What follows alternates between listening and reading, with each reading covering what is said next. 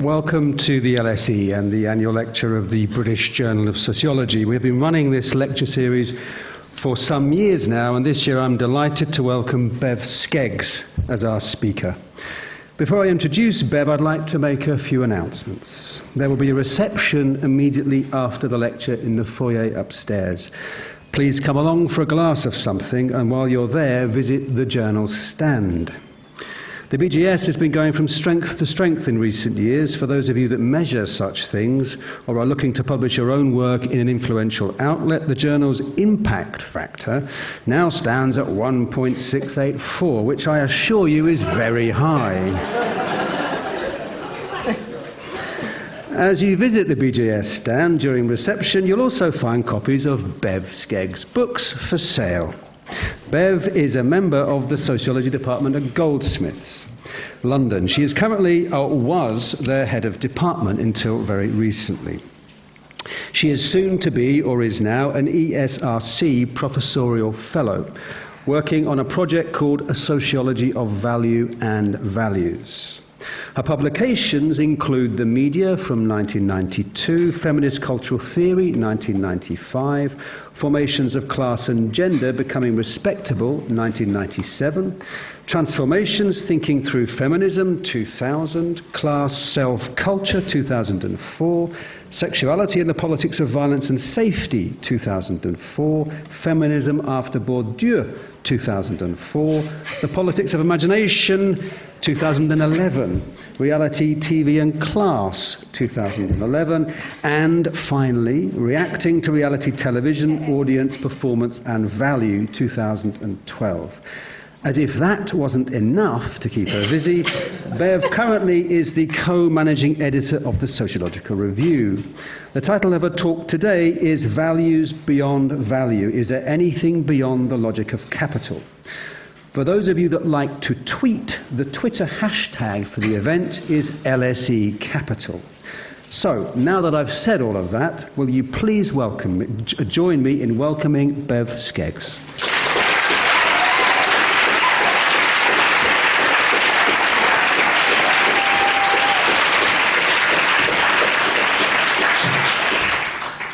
Wow, thank you very much. I'm really delighted to be invited by the British Journal of Sociology, and I'm especially grateful to Jackie for all her work that's gone into organising this.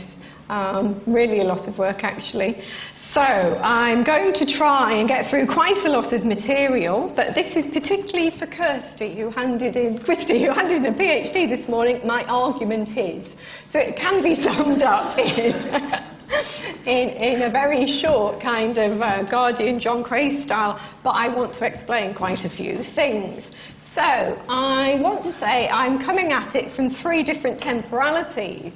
The present, where I think we're in a horrific moment of market populism, or where the logic of capital, which is to intervene in everywhere and make money or convert everything into a commodity or generate relationships for exchange, where everything has been subsumed as if God. And Tom Frank wrote the book, I think the most important book on this, in the 1990s, but this process was identified earlier on at the beginnings of Thatcherism by Stuart Hall. So we are in market populism, the logic of capital. We've seen Mr. Homo academicus writ large across everywhere in fact, through the discipline of economics and in government policy. All of the market populism assumes that we are the subjects of capital and we internalise its imperatives, an argument that I will be taking apart as I go along. So the present, I think, is kind of, if the market is God, where do we go? The next temporality is my past. As it's a long one, and I've been writing about things like respectability, and I realised, been writing about values and values for a long time, although I didn't realise that's what I was actually doing. I have been doing research projects, as were named, a project on respectability, which if you think about it has that double values, and you cannot participate in the labour market if you are not respectable usually. So there's a kind of a doubling that we will see kind of going on throughout the paper occurring there. Then of course the reality TV project, that was all about performing one's lack of value, and then the project with Les on sexuality and violence, which was looking at how marginalised identities were able to occupy space with safety. And I want to show how defending symbolic devaluation, those groups that are subject to horrific devaluation, actually puts limits on economic realisation. And then I'm moving into the future, which is fantastic, having been head of department for 3 years. I've got an ESRC fellowship. Thank you, ESRC. I'm so grateful. Which is literally called a Sociology of Values and Values. So I'm going to kind of explore this area through 2 different domains. So I'll explain where I'm going.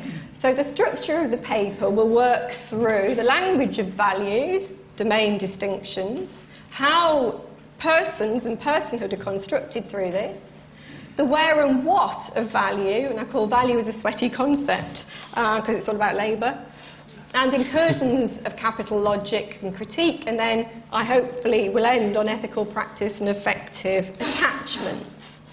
There is a huge paper here that will be turned into a paper for the BJS. I know I have a word limit and it has to be cut down. And as you will see as I go through, I did get rather excited about all the different domains and how to explain it all, and did realise that I was kind of including quite a lot in it. So I will be skipping through things, but it will get developed formally and you will be able to read all the references at one point. I should say that the fellowship that I've just started is going to look at 2 areas that highlight the duality of value and values. One is prosperity theology, where literally praying should bring prosperity in the future.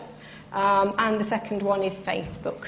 Facebook has made, what is it, £106 billion from monetising friendships. So we need to, there's a serious incursion going on there, I'd say, but we're going to look and try and work out what actually happens to friendships when this monetisation occurs. What remains? Is there anything beyond? So what does it actually do? So that's where I'm going.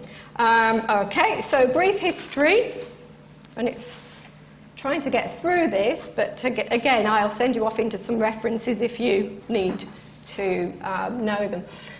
The language of values and values, all the way through, it's a very slippery connection.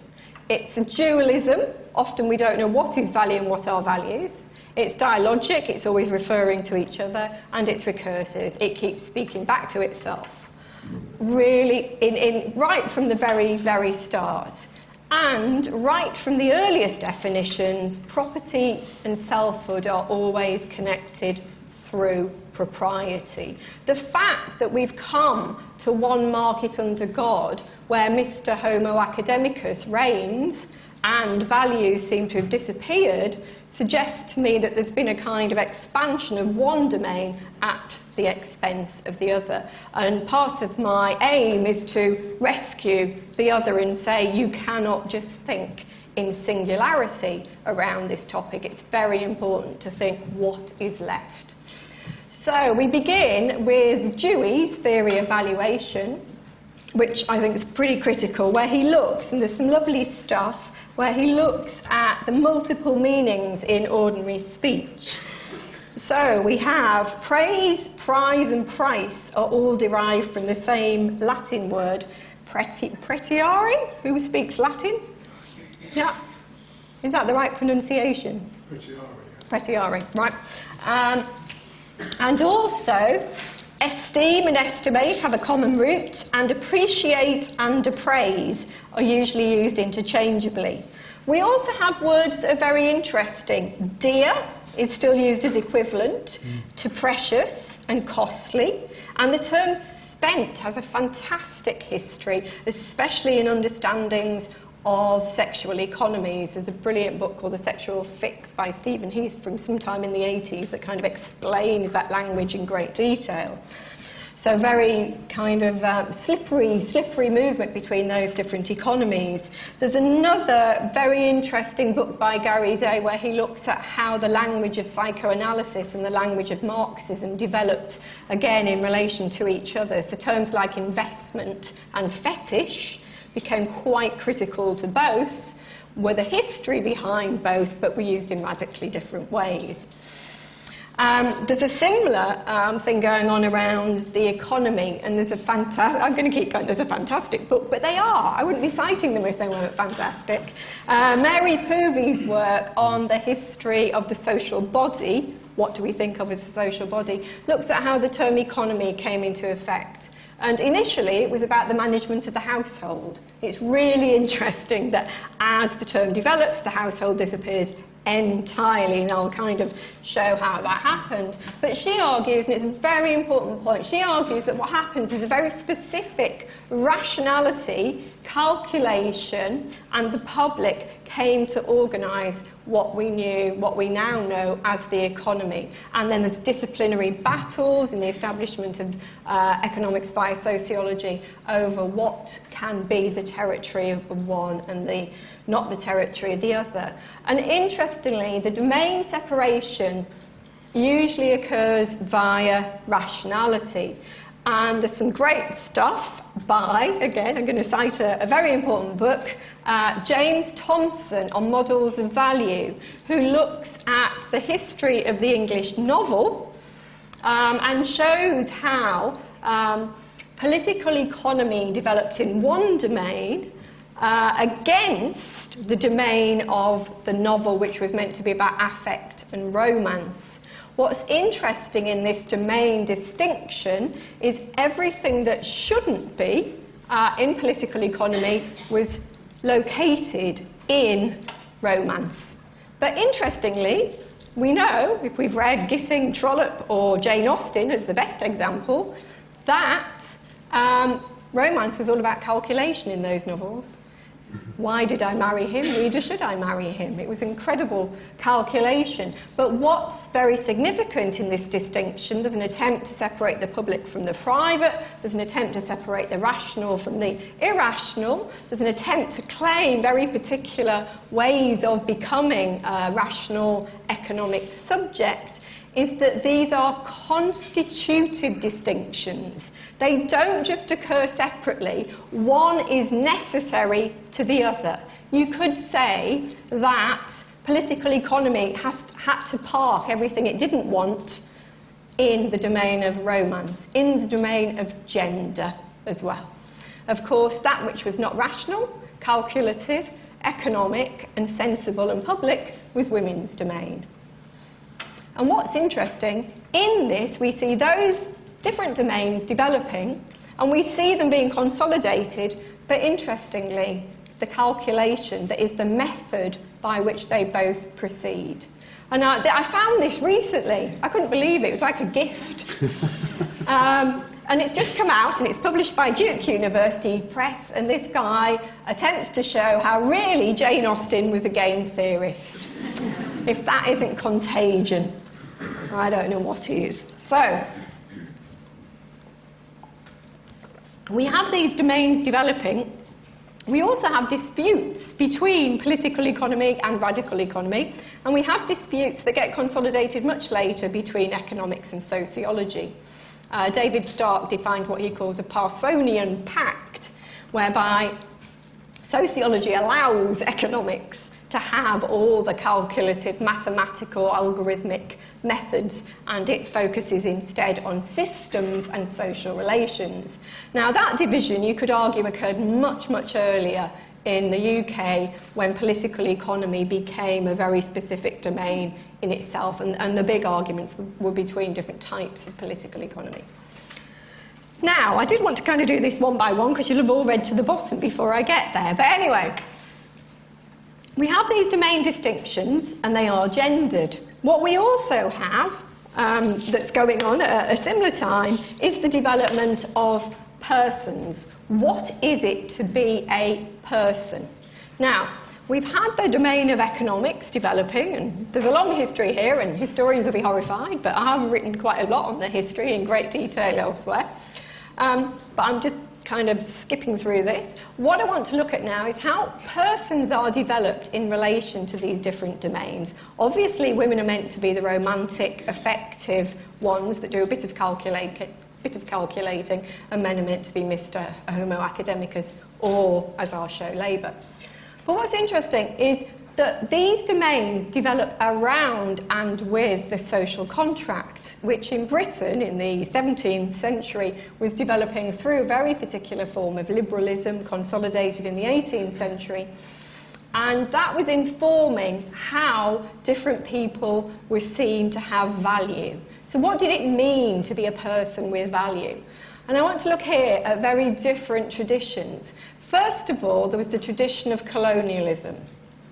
The European colonists, and again there's a huge, huge history on this, the European colonists who went into West Africa, and there's fantastic stuff on the definition of the fetish, which both Marx and Freud then develop. But they're going to West Africa, and there's lots of writings that forgotten how to pronounce it, Pietz defines, and he looks at how the West Africans were defined as primitive against the civilized, superior colonialists, and they were defined as primitive precisely because they attached affective value to objects. The totem is the best example of this. They see the totem as magical. It has affects, it has memories, it carries things. Whereas the European colonists write about how this is a very weird association to objects, because objects and things, according to them, should only be thought of in terms of exchange, that which can accrue a value through exchange. So there's this big history of how this difference occurs between people who relate to things as effective and people who relate to things as commerce, as trade. And it's not just about objects. If we look at the history of slavery, if we look at the history of colonialism, it's not just objects that are being exchanged. People are being exchanged as if they are things, and as if they have no affects, as if they don't matter. There's a huge amount of delegitimation that goes into making people, slaves, appear as if they are just objects of commerce. Very important history that needs to be brought into our understanding of the English social contract and how it developed. The social contract becomes consolidated around the idea of the possessive individual. And there'll be legal theorists here, Les, who can do much more on this than I can.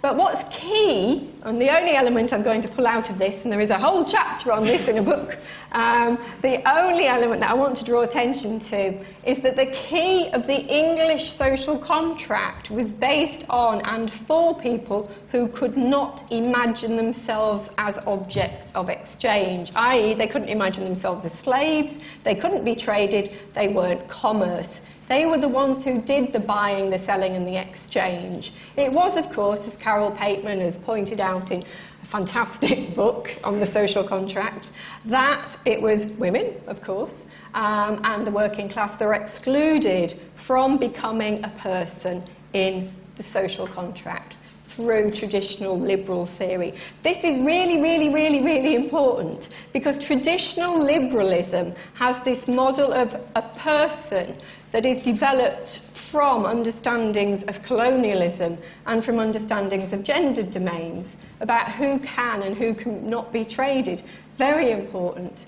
And so we have to think about if neoliberal theories, which are kind of proliferating in the market populism of today, if neoliberal theories assume a theory of the subject, they are usually drawing reference to this history of liberalism, but often they don't recognise that they are doing so. So those are two particular trajectories, very important trajectories, and often kind of missed or not noticed or purposefully excluded.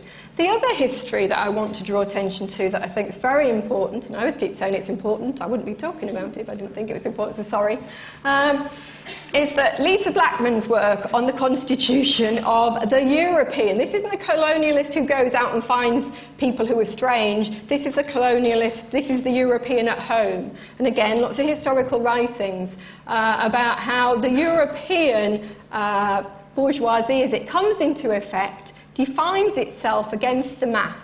And it does this by claiming interiority.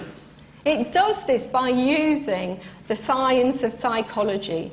And there's some great stuff by Fist, he's called. I'm trying to think of all the references. Again, I've written about this elsewhere, but there's lots and lots of history of ideas around psychology that show that the mass had to be constituted as a mass. They weren't talked about as the working class or women or whatever, or race. They were just talked about the mass, and the mass was that which could not have the rationality, the reflexivity and the interiority that was necessary for property ownership. So psychology became incredibly important to legitimating who could be a good subject and a proper person. These trajectories come together, and they pull into the present, and we can see them in a lot of, as I'll show in a lot of our current theories. The other thing, which has a very long history, and it kind of fits, but it just pulls it all together, is the idea of the fit and proper person. And you may have seen this when the FA was disputing who could own a football club recently. But interestingly, the legal idea of the fit and proper person comes from the 17th century law, which is brought in the 18th century to a man called Lascelles, who was the biggest British slaveholder. You can find there's a whole archive dedicated to him, and there was an assessment made in British law about could he be a fit and proper person in order to own slaves. So every time you see that concept being, used in the media about who can own football clubs, think about its history. Now, what's key, again, we've had domain distinctions and they're constitutively limited, as in one is necessary for the other to exist. Here we also have constitutive limits. The proper person is dependent upon the mass, it's dependent upon those who associate affects to objects, and it's dependent upon those who do not see themselves as property. So these are all limits and exclusions. Now, what I also want, and I'm still going into history, and I'm thinking, oh, goodness. Could you speak more closely to the microphone, please? Hold on, Sheikh, I'll take it off. And is this one on? I think it's this one. I'll hold it. Thank you very much. Is that better? Sorry. So value, the idea of value, very, very quickly going through this one. Began in 1740 with John Locke. It seemed to be the first theory of value, but I think if you look closely, you'll see it's a theory of property. But what he does, very importantly, is put labour on the agenda. Labour is then taken in two different directions by Adam Smith, becomes classical political economy, what we have now developed in economics, the rational action and Mr. Homo academicus, and then Marx in different directions. Now, I'm really now going to speed through the Marxist theory of value. And I'm going to use this to build upon later. So this is, right, and I know there's going to be loads of people, Sarah, in the audience, are going to go, you can't do this quickly. Right, so, for Marx, labour is fundamental. It is the source of all capital. Capital is dead labour, labour is living labour. The capital-labour relationship is the basis of all social relations. And for Marx, value is not a thing. It's not something that can be quantified or counted. It's a relationship. And the worker is forced to enter this relationship. They have to sell their labour to live. They have no choice. And in Capital, read Capital, it's a great read. In Capital, he kind of goes through all the laws and the vagabonds and the branding and everything that happens to people who don't sell their labour. And then Marx points out, and again, key to new neoliberal theories, but Marx points out that the great myth of liberalism is that all people are free to exchange. In fact, they're not. Some people have to exchange just in order to live. And some people don't think of themselves as having to exchange the proper person. All labour is converted into value, and that's as he develops his theories, the worker becomes a commodity, the most wretched of commodities. And then via the commodity fetish, the fetish is where labour is hidden. For Freud, it's where sex is hidden, but the labour is hidden. And the exchange value of commodities becomes the social relation. We're all commodified, basically, is the argument of this. Labour is symbolically devalued, whilst also the source of labour and the structure of feeling is alienation. There will be PowerPoints if anybody wants it. So just to very quickly recap, because that is really about a year's worth of analysis just put into one PowerPoint. So what we've seen is how value is located, discursively institutionalised through monetary transactions, how the subject is shaped of this process, and I think Mr. Homo economicus is probably the best example, that he was not allocated to the sphere of values. He was always located with value. The values are always associated with primitive women, the improper and the affective and sentimental dispositions, often in need of civilization. And then underpinning all this is the fetishization of labour, hiding the labour. And then those located within the sphere of values, with only their label to sell, are the constitutive limit. So, I got a bit carried away now, and I'm really going to speed through these. I got a bit carried away because I started looking at different areas, looking at how capital pervades, invades, and becomes, so completely fundamental to every area. And I just did. As you'll see, I'm going to really flick through them, but I will go back to them if you want to ask me questions on them. Interestingly, the logic of capital is incredibly effective in the area of big data, as you can imagine. It's about capitalisation, it's about understanding new methods of accruing value, it's about speed and time, it's about capitalising upon free labour, all sorts of things are going on in the world of big data. And Celia Lurie's work is really important around this. She looks at how nearly everything has been capitalised upon, sentiments, affects, influence, and she looks at how this is recursive, how it's productive, how it produces new forms, new methods, new ideas, and in some cases, new publics and new ethics. So in a way, I think big data is probably the best example of where capital has been able to really mobilise. And there's a fantastic BBC programme on how big data analysts are now trying to use quantum mechanics so they can do calculations simultaneously. Roger, you can probably explain all this. But it's like, wow, they're going to make it even faster. But yeah, and there's the great work by Mackenzie on is it the nanosecond, the millionth second that makes the difference between a financial transaction? Really interesting stuff. But I want to argue, I'm looking at the improper, I'm looking at that domain where everything has been parked, because that really complicates capital.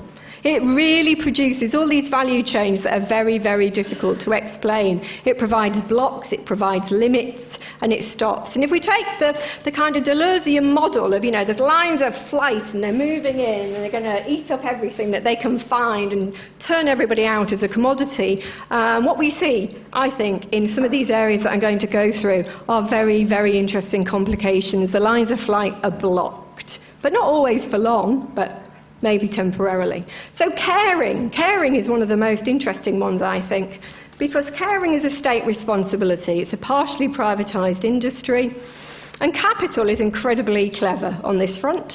As we've seen, the struggles are between capital and the state. Capital tries to make the state pay for the reproduction of labour. Without the reproduction of labour, all women's work, without that, there literally would be no workers. If women didn't go into labour, there'd be no workers. So it's very important that capital makes the state pay. And what we've seen, what you can do a kind of history of this. You can do a history of the fight between them, who's making who pay and how. But I think we are in a moment where capital is incredibly clever. Nobody would ever doubt that. They have, can afford the best people. But they are really clever. And what they've learned to do is this privatised industry, as it makes the state pay at the moment. And it's making the state pay, but then the state says, oh, we'll privatise this and you can make profit from it at the same time. So we see all these privatised health companies. Now, what's also significant is that there's been a recent report. The caring economy in the UK is totally dependent on unpaid carers. So capital is not just making the state pay, everybody's giving their labour for free. And this report estimates that there are 6 million unpaid carers in the UK, and the estimated value of their labour is 119 billion. The total cost of the NHS is only 98 billion. So I think it's quite significant that you have the state paying and you have unpaid labour. You also have the privatisation of caring companies, Southern Cross, do people remember that? Which kind of fell apart in 2011, collapsed with £230 million of debt. And a recent report, Company Watch, we're not talking a left-wing think tank here, found 4,872 private firms, of which 1,449 were rated as financially vulnerable, and 700 as zombie companies with debts of £270 million. This is a problem for capital. Although there's been some flipping where private equity companies have come in, turned them round, taken the profits and run, somebody still has to pay the state. So what's interesting is caring occurs, the reproduction of capital occurs on a daily basis through all these different capital forms, through unpaid labour, through cheap labour, through the state providing it. But it's difficult to divorce caring for and caring about. There's quite a gift there in a way to capital. Now, I don't want to go on with this, so this is just to say there's a very similar debate going on, and there's experts in the audience, around domestic labour. Domestic labour has a similar kind of value chain of connection, reliant on unpaid labour, absolutely, completely state dependent. But again, it kind of goes into that. The other area, which was predicted by Shalumas Firestone in the 1970s, is biocapital. There isn't a single aspect of your body that is unlikely to be open to profit and monetisation. But even though, and this is going to be, I couldn't believe, anyway, I'll say this at the end, Nobel Prize-winning economist Gary Becker, who talks about Mr. and Mr. Homo heteroeconomicus, actually, I think, he thinks that we should be able to privatise and monetise every single aspect of childcare, marriage, domestic labour, and you can see that happening. And then I only found this guy recently, and he's really good, well, as in an ironic sort of good. Judge Richard Posner, who thinks we should have a free market in babies, as unrestricted choice is about what to trade. That represents individual freedom, extending the logic of £1, one vote. You can follow all these references up. I'm just kind of, so you can see where I went a bit nuts, because I kept finding this stuff and thinking, I can't believe somebody got a Nobel Prize for this. But yeah, you couldn't make it up. But what happens is that these areas that should be opened out to the one market under God aren't. They're not completely encroached upon. There are moral limits, there are legal limits. And then our reality TV project, which I thought, again, is just like, this is so clever, capital makes money out of suffering and impropriety.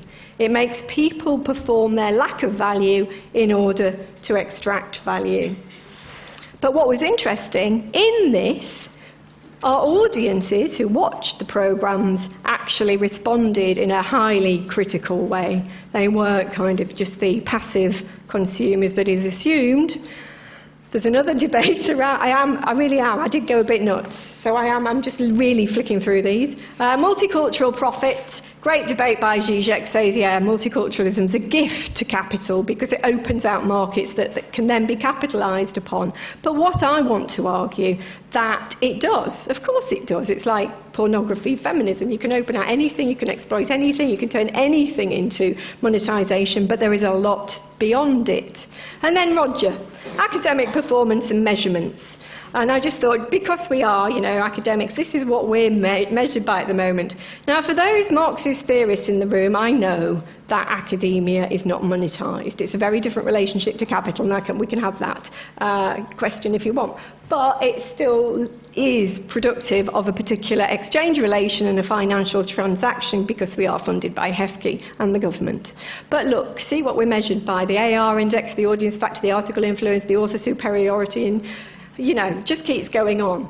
And it's going to go on, and it's going. I mean, the market companies that are being developed to measure us further and further and further and detect our scores are quite phenomenal. Robert Rochek from Sage is really, really on to it, as is Roger, who kind of, works out what our ranking is and all that. So we are subject to these measurements. But I want to argue, do we do our jobs just because of this? Do we get caught up in it? Even those of us who have to do the ref and employ people, are they a 5-star researcher? I'm not sure whether we do get caught up in it. Are there limits to that? It's a question that's open. I think we have lots of other values as academics, many more values, and I think they come back and they keep pushing at that area, and we don't take it that seriously. Then, of course, for those of you who know this area, you can brand yourself. The new economy guru, who opened out the whole idea of we are CEOs of our own companies. The self-help industry is phenomenal, and the self-branding industry is phenomenal. So, is commodity logic? The genius of capital is that it enables us to do our own self-exploitation. It's totally reliant on lots of our unpaid labour. We train ourselves in the tradition of the entrepreneurial self, and we do our own self-maintenance so that it can exploit us more effectively. But is it just the logic of capital? Are we just commodities? And there are very persuasive theories that suggest we are.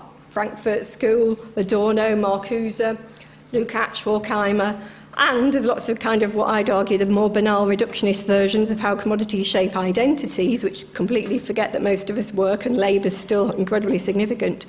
But Marilyn Strathern, who I do think is one of the most brilliant people in the world, Marilyn Strathern fires a warning. She criticises a priori of this commodity logic being applied to everything.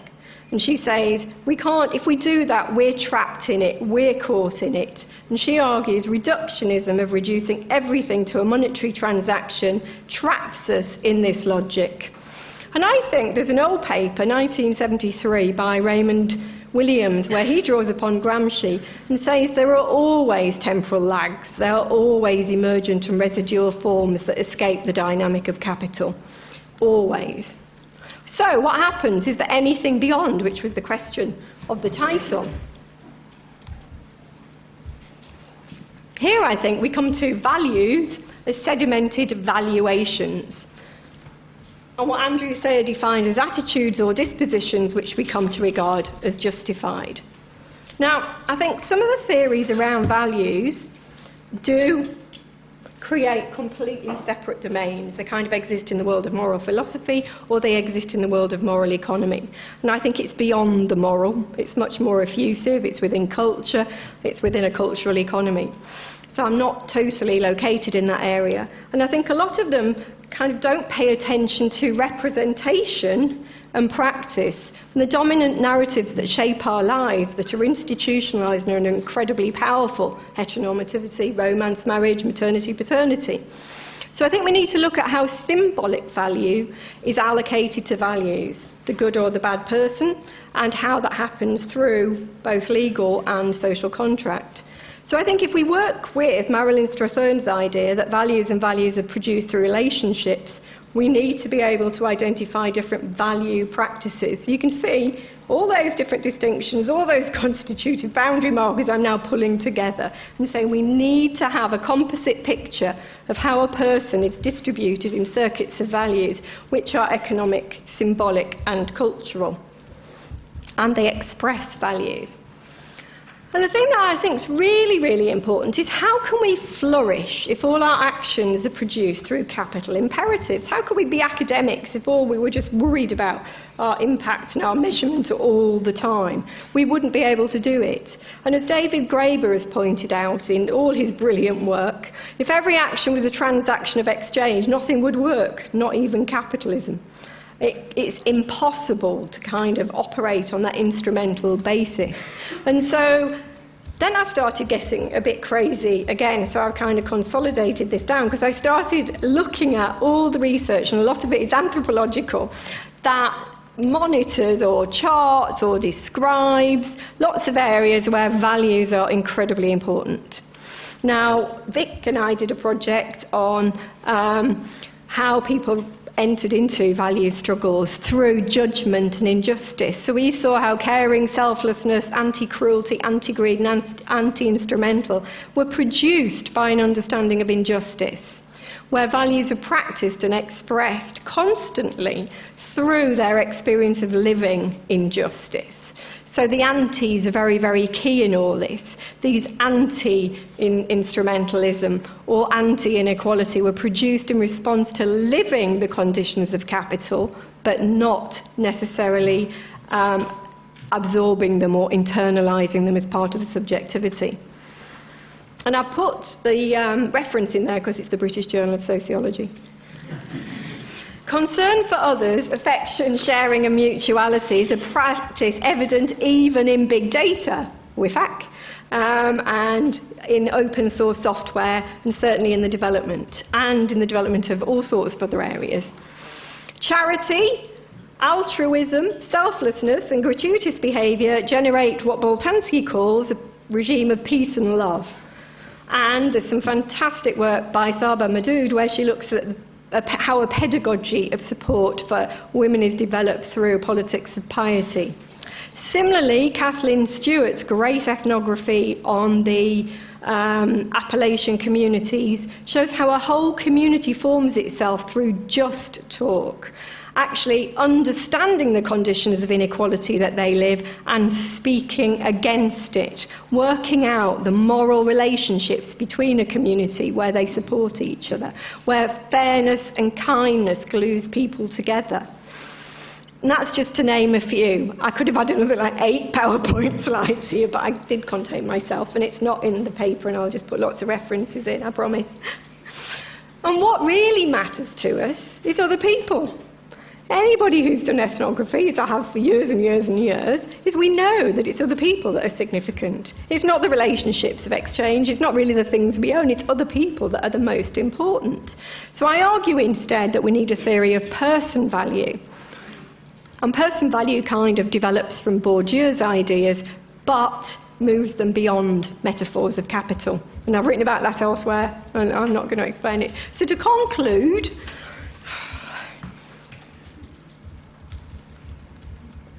I want to answer my own question. Yes, there's lots beyond capital. It may try to get us, but we may escape. There are many areas that cannot be completely colonised by what I call capital calculation and, at the moment, cruel conservatism. There are lots of protests against capital's logic. There are values beyond value. And even, and again, I could have written a whole paper on this, economists have started admitting all their mistakes, and there's lots of them, but these are my kind of favourites. Well, they're not favourites, they're really horror stories, actually. The fact that the economists, and the guys was the head of the IMF, the whole of our austerity politics are based upon an admitted mistake. They admitted that it was a spreadsheet error. We have people using food banks, we have people starving, we have the disabled being thrown out of their houses, we have bedroom tax on the basis of a spreadsheet error. I think that is just absolutely horrific. And what's interesting is that the people who are now seen to be the radical economists, and their books are selling by the million, are people like Taleb, who talks about fragility. Or, interestingly, another Nobel Prize. Richard Schiller's book. He didn't get the Nobel Prize just for this book, but this is part of his history and trajectory for a book called Irrational Exuberance. And there's a great article at the moment in Bloomberg where they're called new economists, are now returning to understandings of values. But interestingly, if you look into all this, they're using mechanisms of neuroeconomics to prove that altruism exists. Like, just read anthropology, guys. There's a whole history out there. So, I need to end on an up note, like optimism of the will kind of thing, because I think it's important, because otherwise we will be trapped in disenchantment and despair. So, we may be disenchanted, alienated, and experience anomie, but we also experience joy, wonder, or love. I think effective moments that were once pushed to that which was, without value, come back to haunt us, come back to haunt capital. They disrupt it, they block it, they don't enable a line of flight to proceed very easily. And I think these effective moments enable us to resist the logic and its disenchantments. They dissemble our assemblages and they set us in the direction of that which has not yet been captured. And I think, as sociologists, we have a duty not to just reproduce the logic of capital in everything we analyse, not just to assume that everything is commodified, and I think most importantly, not to assume that we internalise the imperatives of capital. If you look at a lot of theories, there's a kind of assumption that we internalise these things. And I want to argue we don't. We really don't. And I think it is the responsibility of sociologists to look for those moments, to find those places where we challenge, and to actually turn that into sociology, not just reproduce in the economic domain. Thank you.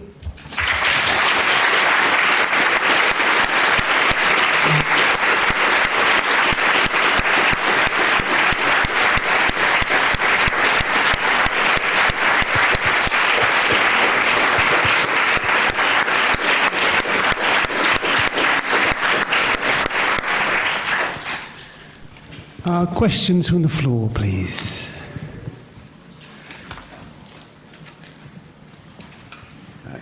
The person halfway up on the right there, please, with the scarf. Thanks very much. I thought that was fabulous. And maybe listening to you, I've realised why I'm quite relieved I haven't done a PhD in sociology, because I just don't think I could keep up. So, if the whole room is packed with sociologists, I'm apologising in advance. I thought that talk was great, and I came here to be given a bit of optimism, having delved into the art market this week and felt totally depressed about the fact that everyone seems to think the market must lead the art world, and that's the only thing we can do. I suppose my only question to you, and it is quite a massive question, is that although I agree that we must experience joy, wonder and love, is there not a risk of discussing that here in London when, we, or in the UK, in the north, in the global north, I suppose, to be crude, when there are people living in slum conditions or in great poverty who might say, well, it's all very well for you to say that, but you've got public, you might be a bit miserable, but you've got public, your problems are kind of minor, and those are relatively minor, and those are, I noticed your example of groups of people who, I can't remember, that they seem to be people maybe somewhere living in more traditional societies who have ways of experiencing joy and talking against, I think you said, talking against injustice. And I certainly know from case studies in Angola where I've lived that there are women who come together to fight against the economic injustices that they experience, and that's very heartening. But I suppose what I'm trying to say is, as politely as I can, there's an element to this which I suppose feels possibly a sort of slightly naive, can I dare say that? Slightly kind of without sort of looking at the horrors that people have to live through. Can they also experience joy, wonder and love? I'm not so sure. Well, I do want to think they can, and I think if they didn't, they wouldn't be able to often live those conditions, because I think we have to understand how people make the horror livable. And I think we can't just study despair all the time. We know about despair, we can see despair all around us. So even though we are in incredibly privileged positions in the north in comparison to some other areas, I think if we just studied, say, food banks, those to me are sites of horrific despair at the moment. We're one of the seventh richest country in the world, and there's 3,200 food banks in this country. So it is actually a very pessimism of the intellect, optimism of the will position. And I think what I'd look to anthropologists to see is that they do identify these moments Or people like Abdul Malik Simone in Jakarta, they do identify these moments where people do break through and they have to make life livable. Now, in a northern example, when Vic and I were doing the research, I was doing an interview where these guys were talking about using heroin, all the friends they'd lost, everybody who died. It was just like this bleak picture of death, really. And they lived, all the mines have been closed down, so there's no work and whatever else. It was just bleak. And then they suddenly switched register, and they went, well, you've got to have a laugh, though, don't you? And it was almost as if the only way they could live such bleak and despairing lives was to find those moments of joy. You know, to kind of... And when people say, oh, I don't know why people go out and get completely drunk and they're badly behaved, well, it's like, have you ever tried living their lives? You know, it's that kind of... So I accept the critique, but I think you've got to look for those moments. I really do. Thank you. The person at the back has had his hand up for quite a while. Just there. Yep.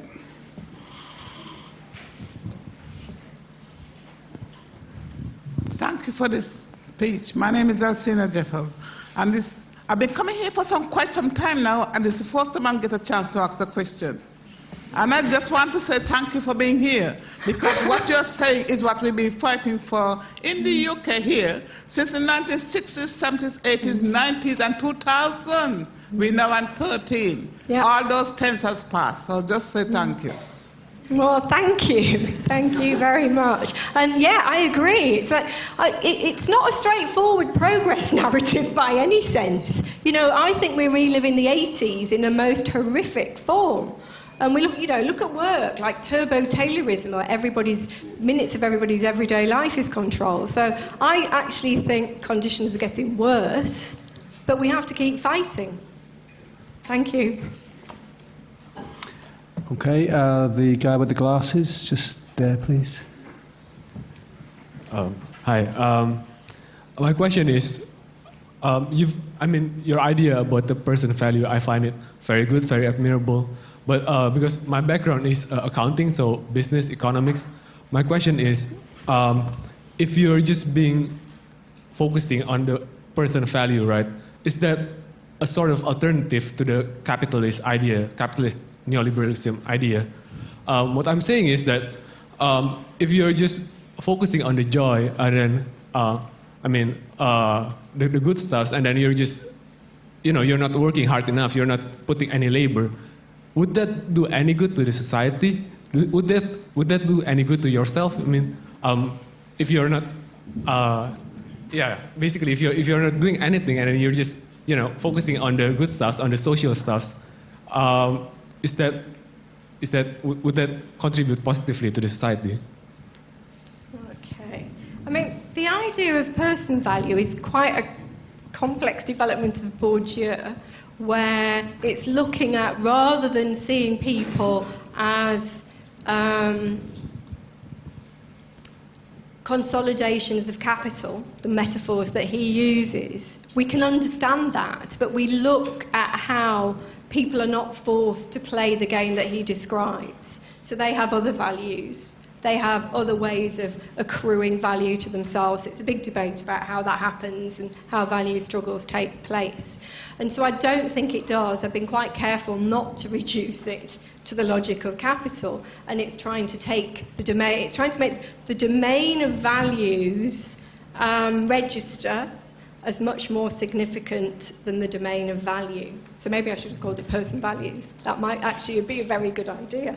I'm not really arguing that we just look to moments of joy at all. I say we look to moments of joy because all we can do if we look at this history is see exclusions, injustice, people who aren't allowed to be seen as people, people who are only used for their labour, who only, people whose unpaid labour is increasingly encroached upon to produce a value for capital.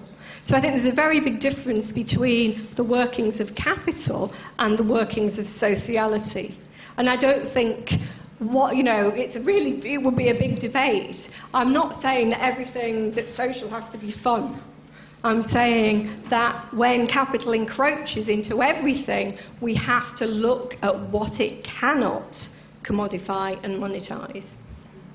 But you would agree that labor is actually one of the values as a person, as a human being. Labor is also like, you know, one of the things that you have to do. One of the most, crucial part of human being. Yeah, I'd agree with that, but some people have to labour in the most horrific conditions, and some people don't. And I think we need to look at how labour is organised and how it operates, and not assume it's just one factor in a calculation. Labour's about living, and we have to work out how people can live. And if you look at things like European working hours, I mean, they're just horrific. Absolutely horrific. Do we need to live like that? And do we need, to generate a whole market in global migrant domestic service, whereby middle-class women in this country are pulled into work, and in order to do that work, they have to force women from migrant women to actually leave their own children behind. There's something really, really wrong, I think, where migrant women, domestic workers, actually have families in other parts of the world, and they have to leave those families to become a source of labour to middle-class women who go out to labour. We need to understand all those elements of a value chain, and that's about how we understand a good life, what it is to have and be a person in the world. Bev, there are a few hands up. Would you mind taking about 3 questions together? Is that okay? So can we start the chap at the back, please, with the specs, just on the edge. And if you can show your hands, I'll try and go around. Thank you. Closing a lecture with a statement that sociology's duty, or sociological duty, is to resist the logic, basically inherently states that sociology should take the logic part of it. The second part of it. Can you say that again? We can't hear you down here. Sorry, can you hear me now? Thank you. Yeah. Stating that sociological duty is to resist the logic is basically cutting out the logical part of the sociology. Hence, it states just socio without logical. Hence, taking such a direction is basically making sociology not a science anymore, and that kind of extreme position makes sociology almost like just a atheist alternative to religion rather than really a science. I'm an ex-student of sociology. I left sociology partially because of that kind of approach, facing that kind of approach. And I just wonder whether you'll be prepared, in fact, instead, to work together with economists to make some kind of system that is more acceptable to humanity, but not necessarily resisting and taking complete opposite, like antagonistic position. That won't work, I think. Okay, thank you. Judy Weissman.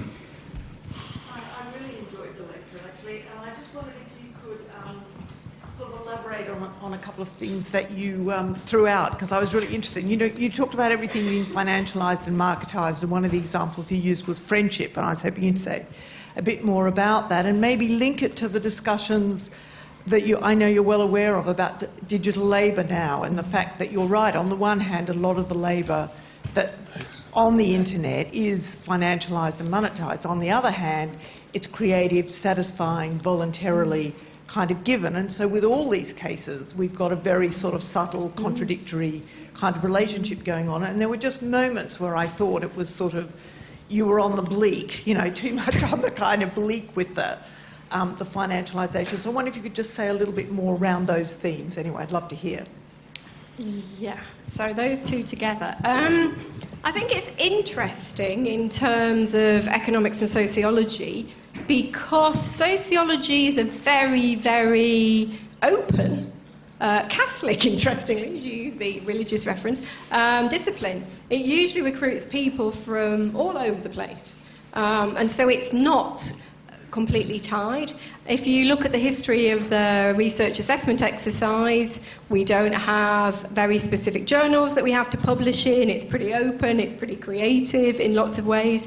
If you look at economics, you have to be a game theorist to be entered for the ref. It's a closed discipline. You'd never get a job in an economics department as a sociologist. And when I was at Manchester, they got rid of all the economic historians in the economics department because they were going to pull down their score. So I think if we're talking about different disciplines speaking to each other, I think there's an openness and there's a closeness. And I also think a lot of that is about connection to government, connection to capital. So I think that. I think for me, yes, it would be great. It would be great. You know, the fact that somebody, I just couldn't believe it, the fact there's two Nobel Prize winners for kind of pointing out the bloody obvious is just quite remarkable to me. It's like £880,000. Why don't they give it to, you know, sociologists or feminist theorists who pointed out that, you know, irrationality cannot be separated out. You know, it's like there's loads of really good stuff on this. So yeah, I wouldn't kind of take that one lying down. Now. Really important point. I mean, most of those areas that I've started looking at are about that really contradictory capture. So even something like caring and domestic work, and hence the definition caring about and caring for, even that kind of captures people love looking after their children. You know, so that's kind of the genius is that something, that capital, can make sure that people remain unpaid for that people will do it willingly, and that people will invest in themselves in digital labour in order to make themselves more lucrative, like Paul Degay's research. So, yeah, I think it's a contradiction, but I don't think it's one of those contradictions that will explode capital. I think it's a contradiction that capital can very, very effectively make use of. So I think you're on the money with that one. Yeah. There are two hands there. There's a guy with a stripy shirt and a woman just behind him. So in any order. Hi. Basically, my question is about, well, I guess it's about how one would go about resisting the monetization of our lives and the capitalization of our lives. And what I want to ask is where science and technology figure in this sort of resistance. I mean, classically, in sort of, you know, radical thought going back to Marx, technology was ultimately a method of emancipation from the demands of labour. Whereas, and I want to ask whether you are in that camp, or whether you're in a camp that thinks resisting the monetization of our lives is also about resisting technology and science and technology. I mean, you said something about Facebook being a way of monetizing friendship, when perhaps another way of talking about it would be that technology actually serves to enhance social relationships. For example, Skype and video conferencing allows people to communicate across very long distances where they might otherwise have been unable to, and enjoy a more fulfilling personal relationship when distance is in the way. Say someone has to go to another country to work or something. So I guess that's my question. And I think really good point. Marx was completely in love with technology and thought it was the solution to liberation. I don't agree. I think it's precisely that doubling that occurs a lot of the time, where it offers great benefits, but it may also absolutely offer some horrific things. So, you know, if you think about the development of the internet, I mean, that's been primarily funded by the arms industry and pornography. You know, kind of technology can't be that good, really. But we learn to use it. We learn to make it work for us in various different ways. And, as Celia points out, Celia Lurie, you know, it works us as well. And I think we've got to work out when the technology, you know, literally our hands and our arms and our eyes and things, how we use technology, how we are subject to it and how we resist it. And I don't think it's a complete internalisation. And I've only just begun the project on friendships. And so I don't really know what happens there. I began it thinking I could get the algorithms and work out how they did it, but to buy an algorithm is nearly £3 million, so it wasn't going to happen. So if anybody would like to sign up to my research project, please do. I'd be very, very grateful if you use Firefox. We're going to use a plugin on the Firefox browser to find out what Facebook takes off you in your friendships. But yes, I'd love people to get involved in that, and we could probably, in 3 years' time, I might have a better answer. Next question, please. Thank you for an excellent lecture, and I agree with your political analysis wholeheartedly. But what I am finding quite hard to get my head around is the kind of analytic framework that you're applying to the study of value and values. So far, my understanding is that you're kind of setting up the in a set of dichotomies, values and value, sociology and economics, and you're doing away with the distinction between the normative and kind of subjective experience of value. And the bit that I am finding difficult to internalise is the idea that there isn't value inherent in capital, that there isn't an assumptive world to understand in the other, and in those spheres of life that you kind of demonise through the political analysis. I think there's a risk in the dichotomies that you set up, that you kind of valorise, idealise the working class and simplify exploitation, when actually there are some quite complex complex values work that's going on in those domains. Yeah, I'm sure there is. I'm sure there is, and I think part of my desire to study this further is to understand those complexities, to understand the chains, to understand the connections, to understand the breaks, the potential, the possibilities, or not. So, most definitely. I can see 3 hands. Can we speed through these 3 together then, please? First, the guy, the 4 rows back, right in the corner.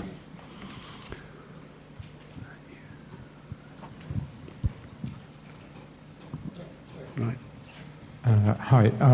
Well, first, thanks for the presentation. I really enjoyed it. But I was interested in how do you account the work of Deleuze in terms of how capitalism, and Bourdieu as well, how capitalism shapes in some ways the mind and especially Deleuze in terms of desire, and how can that be a problem to this emancipatory project that you have, and if you have any ideas how we could try to fight that in some ways.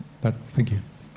Oh, well, I think you're right. I mean, not here, but in the Class Self-Culture book, I kind of go through all the different theories that just work with the logic of capital. So if you think about the new series of sociological theories of subjectivity, or even Deleuze, who's not a sociologist, or Bourdieu, they all, like the theories of individualization, the reflexive self, the mobile self, the prosthetic self, the possessed self, all these theories, the neoliberal self, all these theories assume internalization. All of them assume internalization. Deleuze, Bourdieu, they all assume it. I mean, I think Deleuze does more interesting things via a liberal economy, but there is an assumption there. And there is an assumption that, the desire for wealth is the drive, or in Bourdieu, the game-playing theory. There's thousands of them. I mean, that's what's interesting, is that the kind of, a lot of the sociological theories of the self are about the accruing, game-playing, kind of advancing, future-pointing self. And I think my point is to point out that actually a lot of people are not like that. And I would make a very particular critique of governmentality. So, say in reality TV, all the theories of reality TV that don't interview audiences assume that governmentality works. Well, in fact, our audience research showed that governmentality is a theory of the bourgeoisie, speaking to the bourgeoisie, talks about propriety, and talks in a way that the people it's meant to address don't even understand. So, I'd want to say, let's look to see where these theories don't work, where they cannot be applied. And I think we might actually advance what we've got and call sociology. Okay, there was a question at the front here. We can go as quickly as possible now, please. We're running out of time. I wanted to ask where the spreadsheet error came from, because I've heard about it vaguely, but I don't know chapter and verse. I wonder if you could tell us. Right, Ian, I have got it here.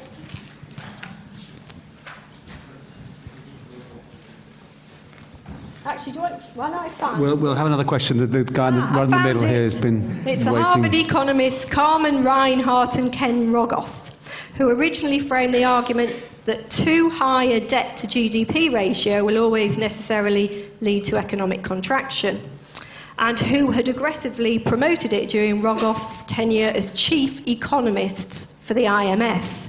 It was reported, I think I've got the website where it was reported, in April 2013, where they admit it was a spreadsheet error, and George Osborne is interviewed on the BBC admitting to it. Discovered by PhD students, wasn't it? Hmm? Discovered by PhD students, Yeah. I believe. Yeah. Guy in the middle, please. Hi, thank you very much for your lecture. I just was interested to know what you think about you talked a lot about the capitalisation and the dangers of that for the individual, it seemed to be. But I was wondering what you might think about the dangers more for society, in the sense that, so I'm a teacher, secondary school teacher, and I worry a lot about the fact that a lot of my kids seem to have no idea of any of the things that you're talking about. And I worry a lot that, which I think is... It's your job. Right. But I worry a lot that none of us have any idea, really, of what the ethical implications of our actions are, because of the detachment that capitalism makes between us and the consequences of our actions. And so for the individual, it seems that we are, to a certain extent, able to... we look after ourselves, but then this global capitalisation, which is mainly about tying everyone in through debt, means that we are trapped into this system of doing things that, if we really knew what the consequences were, we wouldn't do. And I was wondering what your thoughts were on that. Yes. Well, I do think debt is one of the best tricks of capital. Make interest out of people's discontents and desires. I mean, it really does. Like, who could have thought of that? It's kind of brilliant, and well, not brilliant. Again, it's kind of a horror story. And David Graeber's book, if people in here haven't read it, you should. It's a brilliant book on debt. Really, really, really good. Or just watch his interview on Bloomberg if you haven't seen it. Again, really, really good. That's a despairing question, isn't it? It's kind of, what are the ethical implications of one's actions is always very hard to know when we're doing it. I think what I take heart from is a lot of this anthropological or sociological research that looks at how people grow up with a sense of justice, grow up, anti-instrumental. And they may be young now, but somebody is transmitting those values. It's not coming from the media. It's certainly not coming from reality TV, one of the biggest explosions. But, interestingly, the people who were watching it were very, very anti the humiliation, cruelty that was purported, and the kind of, monetize yourself policy. And they'll be spreading that back down to their children. So I think there is something that people do learn ethical values, and they don't learn it from the ideological state apparatuses. So maybe that's the way we see it. I hope. But anthropology would suggest, yeah. But yeah, keep at it. I'll be told off for running over, but one more question and that'll be it. Thank you so much for this lecture. It's always really empowering and liberating to think about how pervasive and colonizing capitalism can be. So I was just wondering, what can we do now about it, now that we're talking in LSE, which is one of the most capitalized university in the UK and in the world. I mean, if you look at the fees to enter this university, it just literally puts barriers to most students, and some would be some of the brighter minds in this country. So what do we do now? Good question. Well, you could go to another university. I go to Goldsmiths. I mean, people are paying for the brand, aren't they? So, I think there's all sorts of ways in which people are kind of capitalising themselves by being here. But I'm hoping they'll get an education at the same time. So I think, what do we do? Well, there's loads of things we have to do. There's like massive lists of all the things that we do. And a lot of them we don't know that we're going to do them. There was a moment when the students rioted. Well, they didn't riot, did they? They protested. It was the riots that rioted. When the student protests occurred over fees, nobody could have predicted that. Nobody knew that was going to happen. So I think things do kind of, occur, they bubble below the surface. And I think what's been interesting from a lot of my research, there's a lot of people walking around with a lot of resentments about injustice, a hell of a lot. And it takes certain things to make that kind of change things. And I do think if we want to stop the line of flight of capital, we do actually have to work out ways of resisting it, and there's lots of lines. There's many, many lines. It says here, please mention book sale and signing, so I have. And, that wasn't me. That really wasn't me. But thank you, Bev. That was wonderful.